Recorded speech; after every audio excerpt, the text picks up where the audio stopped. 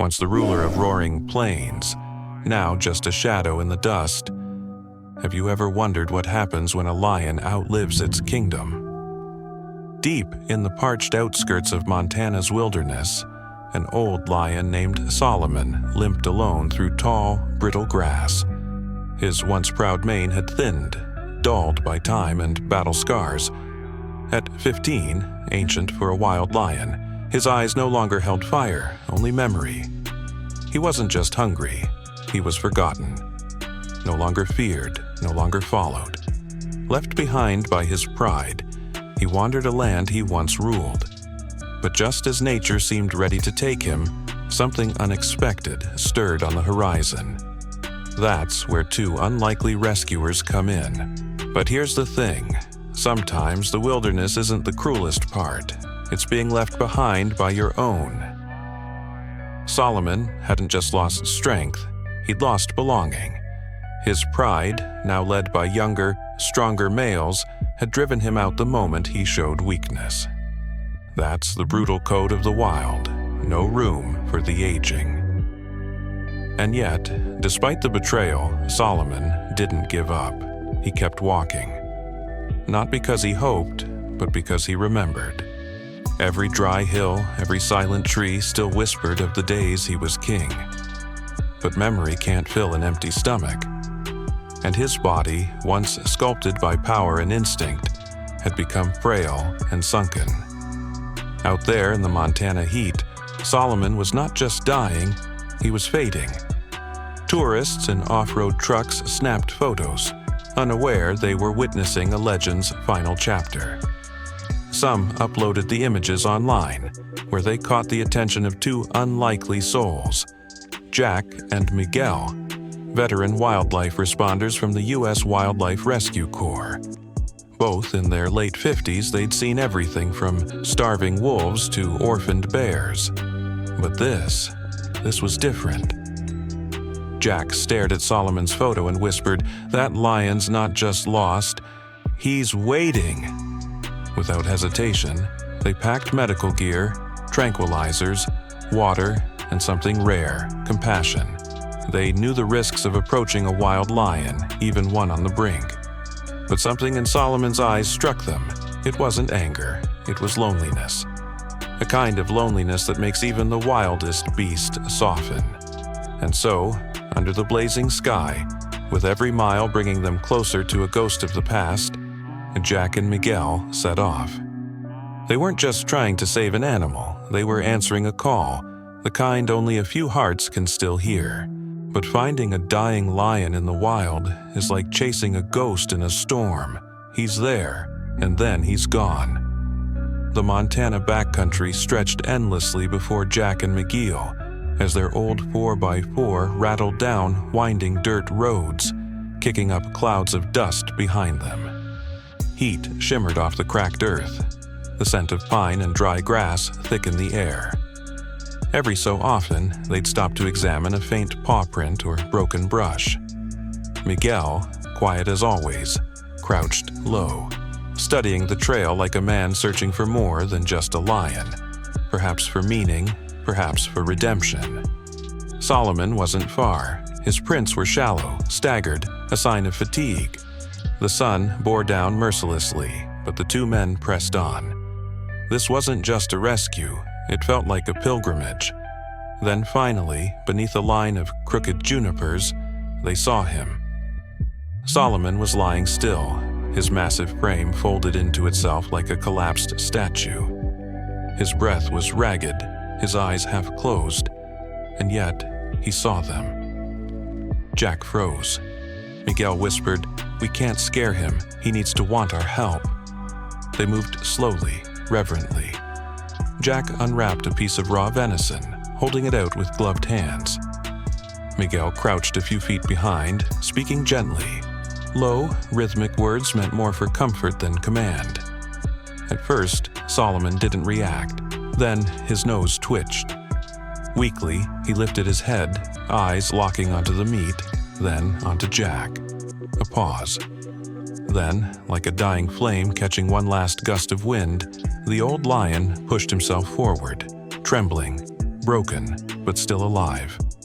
And in that fragile moment, something unspoken passed between man and beast. Not fear, not dominance, but trust. What came next would test everything they knew about courage, care, and what it truly means to save a life. But trust alone doesn't put a lion in a cage. It takes heart, timing, and a whole lot of faith. As Solomon took the first bites of meat from Jack's trembling hand, time seemed to stretch. Every breath the lion took was labored, every move strained. But he was still willing. That mattered. Jack backed away slowly, allowing space, while Miguel reached into the kit and pulled out a syringe pre-filled with a mild stimulant. They didn't want to knock Solomon out, only give his body a nudge, just enough to keep him on his feet. Miguel carefully approached, whispering softly as he circled near. The lion flinched, but didn't growl. There was no fight left in him, just survival. One clean shot into the muscle.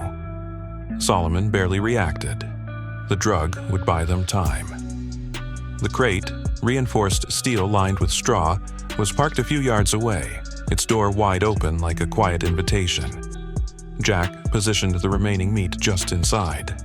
Miguel stepped back. They waited. Solomon staggered to his feet, each limb shaking with effort. His ribs showed with every breath, his tail dragged across the dirt. And then he walked. Slowly, deliberately, he followed the scent, one paw after another, until he stepped fully into the crate. He didn't panic, he didn't turn back, he simply lay down. Jack exhaled hard. Miguel closed the gate, latched it with steady hands. They stood there, staring at the creature before them. Not just a lion, but a symbol of everything wild, proud, and heartbreakingly mortal. And for the first time in hours, maybe days, Solomon slept.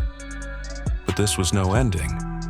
Only the fragile beginning of a rescue story where hope and biology would wrestle for control. What waited back at the Wildlife Center would be a battle of its own. And neither man was ready to give up on the old king just yet. Saving a lion isn't just about getting him in the cage. It's about what you do after the gate clicks shut.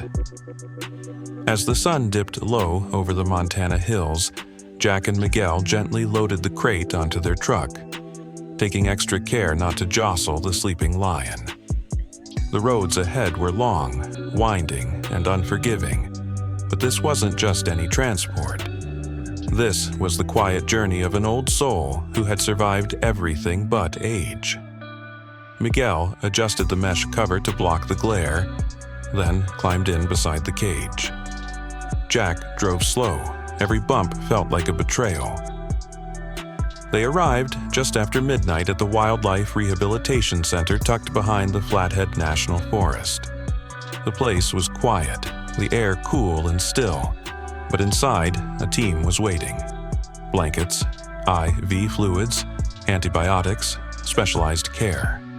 Solomon was carried in like royalty, silent, weak, but no longer alone. The next hours were a flurry of movement. Vets worked quickly, assessing dehydration, malnutrition, and deep skin infections. His teeth, worn to stubs, meant he'd need processed food for the rest of his days. His joints were inflamed, his paws cracked, but his eyes, they still watched. Miguel stood back, arms folded, heart full. Jack quietly asked, "Do you think he knows we're trying to help?" Miguel nodded, voice low. I think he knew the moment he stepped into that crate. For the first time in weeks, Solomon slept not out of exhaustion, but peace. In a straw-lined enclosure away from predators, starvation, and the merciless sun, he was safe. Not wild, not king, but safe. And in a world that forgets its elders far too easily, these two men had done something extraordinary. They hadn't just rescued a lion. They'd made sure his story didn't end out there, forgotten in the dirt. But survival is only the first chapter. Healing, Now that's where the real story begins. Each morning, as golden light spilled across the rehab center's enclosures, Jack and Miguel returned to Solomon's side. He was no longer just a patient. He had become a presence, a living echo of a time when power pulsed through his every step. Now, wrapped in soft straw and gentle hands, he began to come back. Not to the lion he once was, but to something quieter, something wiser. The staff rotated shifts, but Jack always found time to sit beside the cage, sipping coffee from a worn thermos. Miguel handled the feedings, mixing soft, nutrient-rich meals and speaking in that same calm voice that first reached Solomon in the wild. They never forced anything.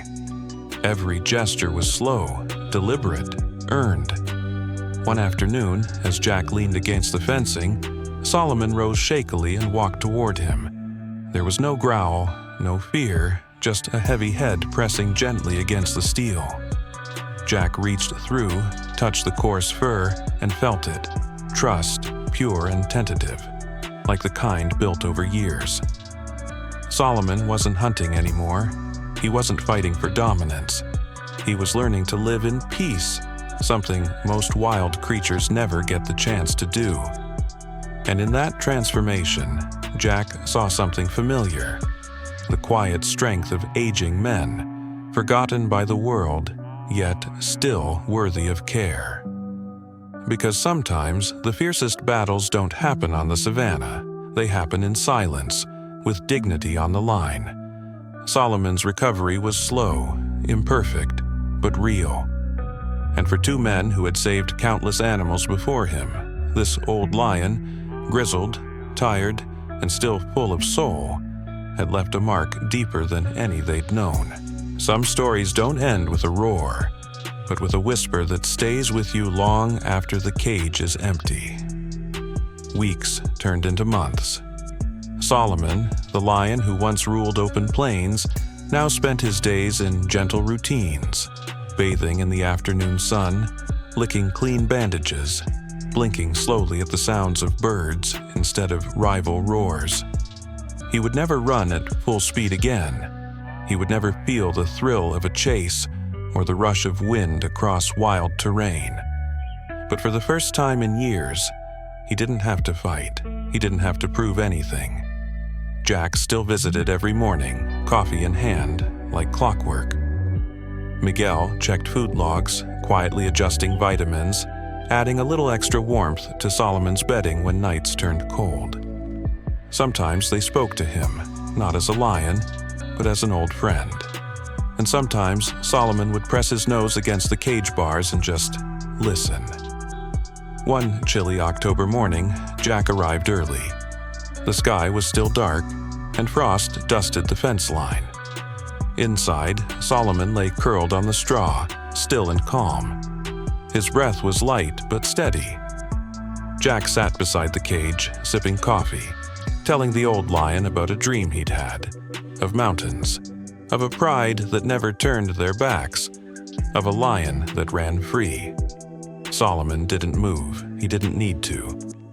That afternoon, the old lion slipped away quietly in his sleep. No pain, no fear, just stillness. And in that moment, Jack and Miguel didn't mourn a wild animal. They honored a warrior, a teacher, a soul that reminded them, and all of us, that even in the wildest life there is room for gentleness. Because what matters in the end isn't how loudly we roared, but how deeply we were heard. And Solomon, in the twilight of his life, had been heard. Fully.